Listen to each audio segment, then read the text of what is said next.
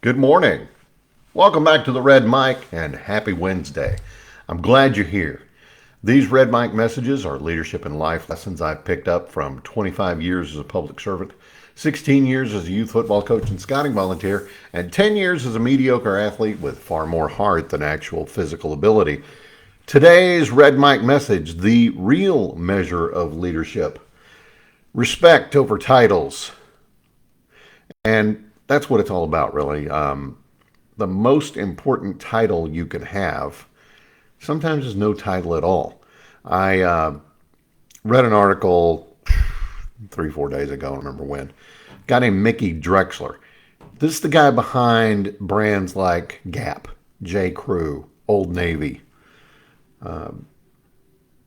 Pretty accomplished guy in retail.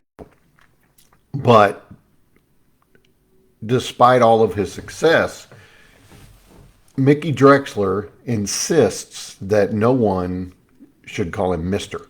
Not employees, not customers, not restaurant staff, nobody. He said it goes against his philosophy. He wants leadership to be about connection, not separation. And he thinks even the term Mr., tends to set people above, higher. And I like that. I've used the phrase more than once. Mr. Fortner is my dad. Now, my dad would have argued with you about that. He was a welder and a pipe fitter. He didn't stand on ceremony. So, but I've been in a lot of leadership roles through the years, in government and coaching. Now, in coaching, they just call you coach. And in scouting, you pretty much have to demand that the kids call you Mr., but that's more of an organizational rule than anything else. But what I found is people don't trust you because of the title. They trust you because of how you treat them. Do you treat them with respect? Do you treat them as if they are valued members of your team or your organization? Again, they don't trust you because, the whole Mr. thing. I have found that some of the best people that I have followed as leaders, people who were in charge of me, my life, my job, whatever it was, they didn't hide behind the nameplate or the corner office or the title. They showed up. They made time. They listened. They respected my input, my effort, my ability to get things done. To me, leadership's not about standing on ceremony. It's about being the same guy when they run into you at the Coke machine that they run into the boardroom. I've said this a lot.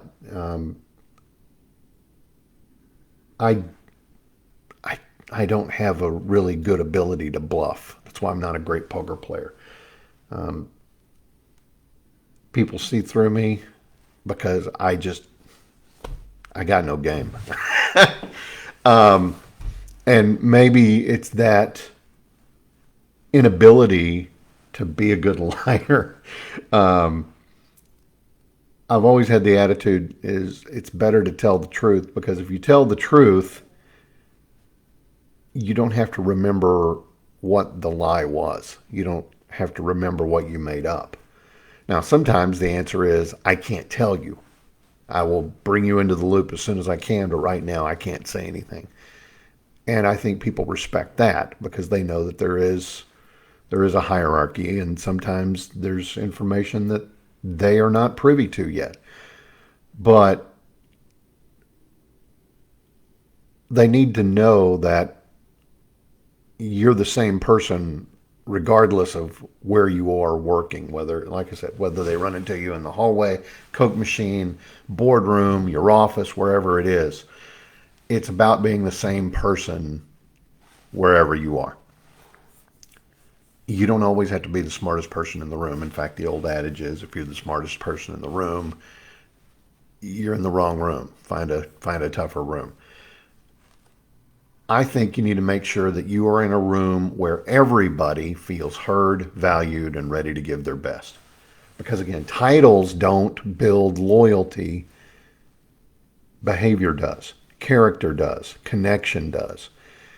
So regardless of where you are today, whether you're running an organization or a business, or you're coaching a team, leading one person, or whether you're leading nobody and you're just looking for that opportunity to move into some kind of leadership role, don't get caught up in formality. Be the leader that people can talk to.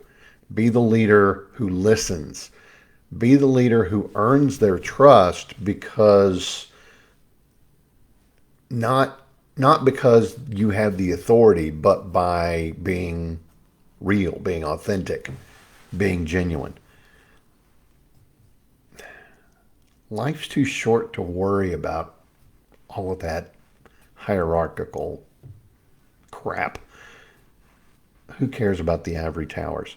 Leadership is too important to hide behind a closed door.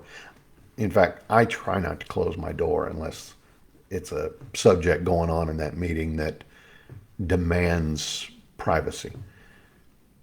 So, again, don't hide behind the title. Don't hide behind Mr. And I was trying to tie David Allan Coe's The Ride into this, and I don't know that I can, but it's still a great lyric. You don't have to call me Mr. Mister. The whole world calls me Hank. Like I said, I don't know how that fits. It pop culture reference popped into my head while I was working on this, and I felt like I needed to add it. So have the connection, have the real, authentic interaction with folks. That's more important than holding yourself above. That's today's Red Mike message. I hope you found it interesting or helpful. I hope that you will give me a like, a follow, and a share. I hope you join me again tomorrow. Tomorrow, May 1st. We made it to the end of another month. Fantastic. And with May 1st, that means there's only a month left in the legislative session. Woohoo! Anyway, I appreciate y'all being here. Again, please give me a like, a follow, and a share. I'll see you again tomorrow. And don't forget, as always, life is short. Drink the bourbon.